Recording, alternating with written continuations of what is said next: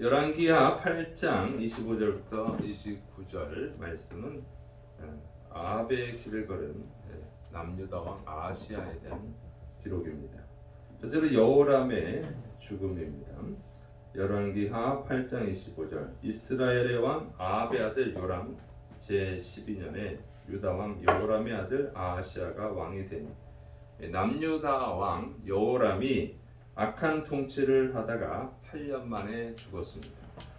본문 이 열왕기하 8장 25절에는 여호람의 죽음에 대한 기록이 없어요. 그런데 역대하 21장에는 엘리사 선지자가 여호람에게 하나님이 심판할 것을 경고하는 내용이 있습니다. 역대하 21장 14절부터 17절 여호와님이 내 백성과 내 자녀들과 내 아내들과 내 모든 재물을 큰 재앙으로 치시리라. 또 너는 창자의 중병이 들고 그 병이 날로 중하여 창자가 빠져나오리라 하셨다 하였더라. 여호와 하나님께서 블레셋 사람들과 구스에서 가까운 아라비아 사람들의 마음을 격동시키사 여호람을 치게 하셨으므로 그들이 올라와서 유다를 침략하여 왕궁의 모든 재물과 그의 아들들과 아내들을 탈취하였으므로 막내 아들 요아스 외에는 한 아들도 남지 아니하였더라. 그래서 엘리사 선지자가 이 심판할 것을 하나님이 심판할 것을 예언한 내용인데, 그래서 보니까 남유다 왕 여호람은 창자가 빠져나오는 병에 걸려서 아주 비참하게 처참하게 죽었습니다. 그리고 그의 아들들은 블레셋 사람들과 아라비아 사람들에게 죽임을 당한 것입니다. 그리고 여호람의 아들 중에는 아하시아만 살아남게 됐습니다. 그래서 여호람의 이 비참한 종말은 그가 우상을 숭배하고 또 자기 형제들을 동생들을 죽이고 그리고 하나님을 모독했기 때문에 그렇습니다. 그래서 약한 것에 대해서 하나님이 심판하셨다고 하는 거예요. 그래서 당장은 악한 일을 해도 하나님이 미워하는 일을 해도 별 이상이 없을 수 있어요. 그러나 하나님이 나중에는 반드시 심판하신다고 하는 것입니다. 그래서 우리가 그것을 정확히 명확히 이해하고 있어야 돼요. 지금 눈에 보이는 게 전부가 아니라고 하는 거예요. 자꾸 우리는 눈에 보이는 것만 갖고 얘기하는데 하나님은 공의로우신 분이에요. 그래서 반드시 심판하실 때가 있다고 하는 것입니다. 설령 이 세상에서는 심판 안 받고 잘 죽을 수도 있어요. 그럼 그건 사람의 눈입니다. 이 세상에 심판을 안 받았다면 그 사람은 회개할 기회가 없었기 때문에 지옥에서 영원히 고통을 당하는 것입니다. 차라리 이 세상에서 심판받는 게 그게 더 나은 것이죠. 왜냐하면 심판을 받으면 회개할 기회가 있으니까요. 그래서 이 세상에 심판 없이 악을 행했는데도 아무런 벌도 받지 않고 죽는다면 그게 가장 불쌍한 것이죠. 그래서 바로 여호람이 바로 그런 거예요. 아무 일 없다가 마지막에 이렇게 죽었기 때문에 회개할 기회가 없었어요. 회개할 기회가. 그래서 우리는 하나님을 항상 두려워야 될 줄을 믿으시 바랍니다. 두 번째로는 아하시아의 악한 통치를 얘기합니다. 열왕기하 8장 26절 27절 아하시아가 왕이 될 때의 나이가 22세라 예루살렘에서 1년을 통치하니라. 그의 어머니의 이름은 아달랴라. 이스라엘의 왕 오므리의 손녀이더라. 아하시아가 아합의 집길로 행하여 아합의 집과 같이 여호와님 보시기에 악을 행하였으니 그는 아합의 집의 사위가 되었음이라.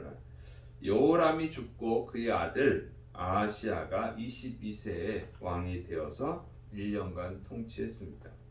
참고로 이 아하시아는 이름이 두 개가 더 있어요.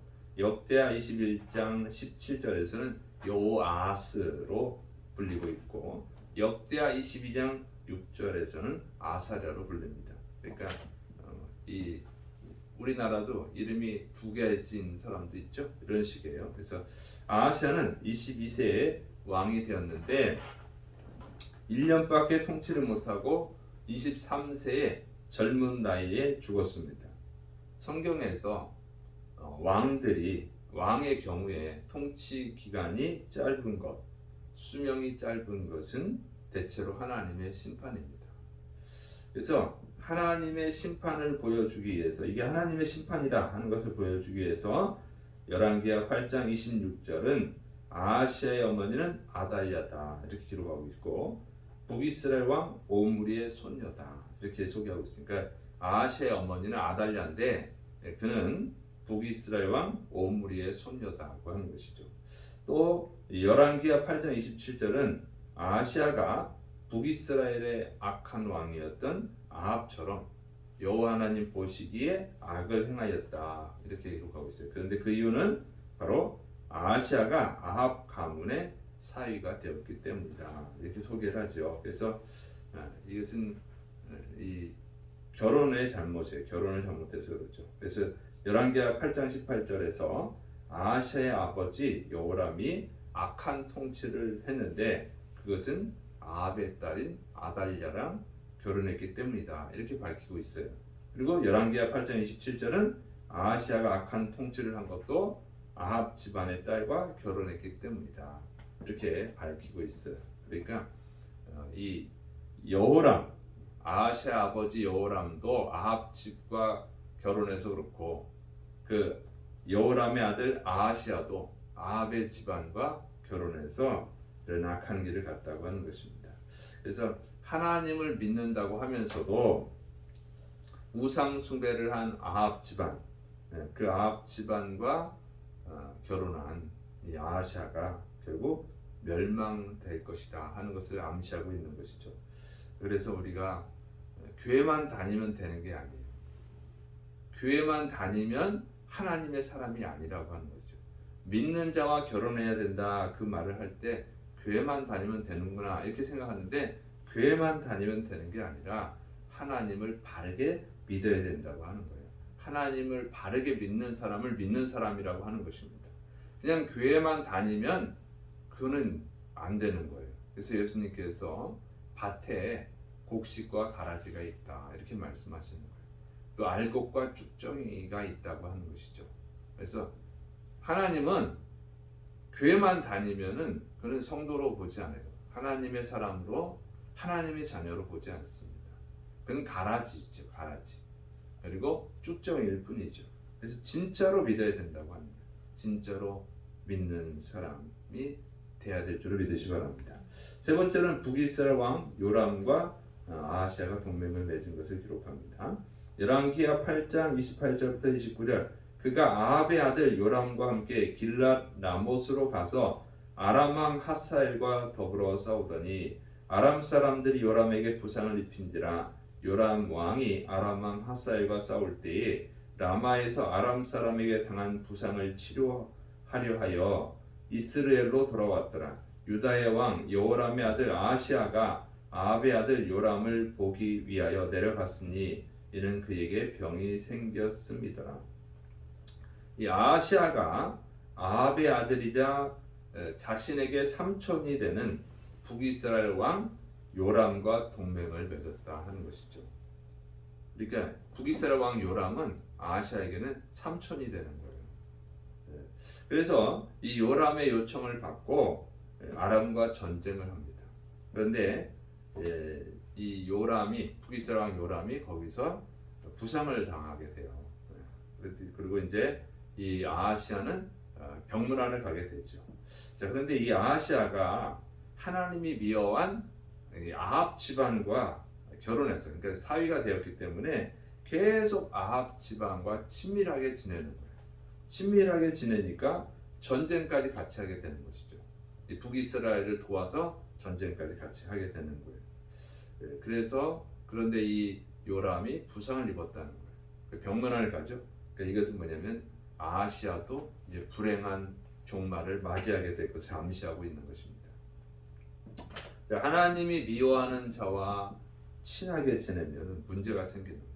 하나님이 미워하는 자와 결혼을 하게 되면 불행을 당하게 되는 것이죠. 자신의 생명뿐만 아니라 자신의 영혼까지 잃어버릴 위험에 빠지게 되는 것입니다. 그래서 정말로 조심해야 돼요. 잠언 13장 20절에 지혜로운 자와 동행하면 지혜를 얻고 미련한 자와 사귀면 해를 받느니라 그랬습니다. 그래서 결혼뿐만 아니라 가까이 지내는 사람, 내가 가까이 지내는 사람이 누구냐가 정말 중요한 거예요. 왜냐하면 사람은 영향을 받거든요. 그래서 하나님이 미워하는 자와 친하게 지내는 것은 정말 위험한 것입니다. 그래서 우리 그리스도인들은 하나님을 잘 믿는 사람과 동행을 해야 돼요. 진짜로 믿는 사람과 동행을 해야 되는 것입니다. 하나님을 이용하는 자와 동행하면 위험한 거예요. 또 하나님을 안 믿는 자, 하나님이 미워하는 자와 동행하면 정말 위험한 것이죠. 우리가 그 세상을 살다 보면 안 믿는 사람과 같이 할 수밖에 없어요. 그런 우리가 직장일로 같이 하는 건 괜찮죠.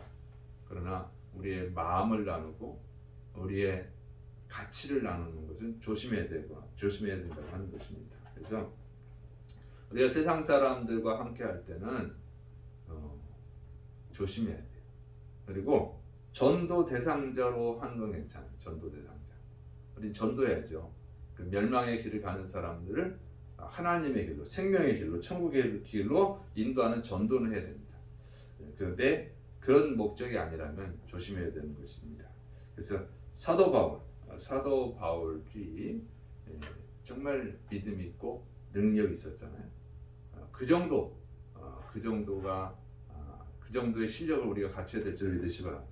그래서 세상 사람들을 하나님 앞으로 인도하는 자가 돼야 돼요. 그런데 자기가 사도 바울처럼 능력이 안 된다면 전도 대상자도 가려서 해야 됩니다. 가려서.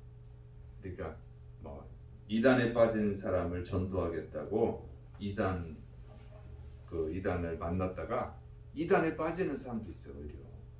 그러니까 목회자들 중에도 가끔 이단들이 자랑하잖아요. 목회자가 일로 왔다. 그 목회자가 진짜라고 한다면, 진짜 목회자였다고 하면 그 목회자의 신앙이 얼마나 잘못된 사람이었으면 거기에 빠지겠어요. 그러니까 목회자라도 제대로 신앙이 갖춰지지 않으면 위험한 거예요. 그래서 우리가 믿음과 성경적 지식을 길러야 돼요. 그래서 이단들과 하더라도, 이단들을 만나더라도 전도할 수 있는 능력을 갖춰야죠.